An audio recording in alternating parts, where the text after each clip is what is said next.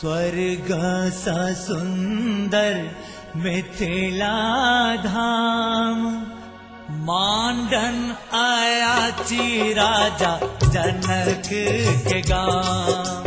स्वर्ग सा सुंदर मिथिला धाम, मांडन आयाची राजा जनक के गाँव। जयठम उगना बनला महादेव, विद्यापति के जानियो।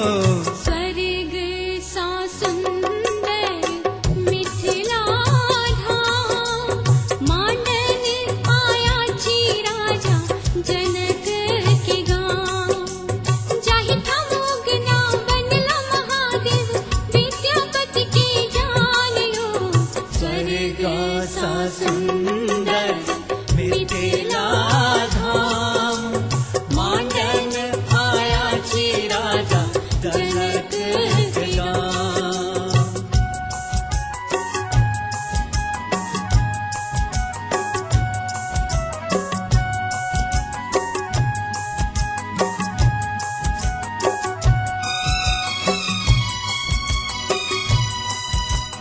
हमरा मीता मोन लगैया अपने ही प्रेमक नगरी में। हमरा मीता मोन हो, हमरा मीता मोन लगैया अपने ही प्रेमक नगरी में।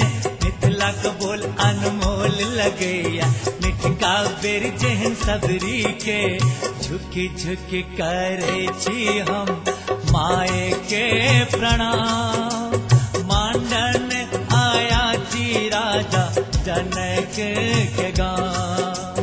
स्वर्ग सा सुंदर मिथिला धाम, मांडन आयाची राजा जनक के गाँव।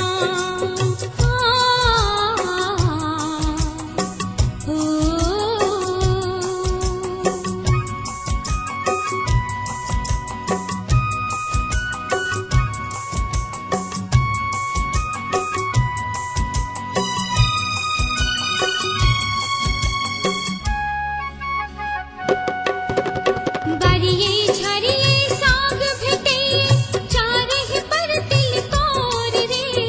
बारिये झरिये बारिये झरिये साग भेटे, चारहि पर तिलकोर रे। एका पाहुन जिमको खेता, नहीं बिछ के काठोर रे।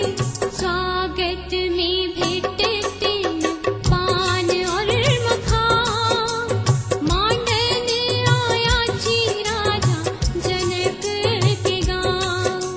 स्वर्ग सा सुंदर मिथिला धाम, मांडन आयाची राजा जनक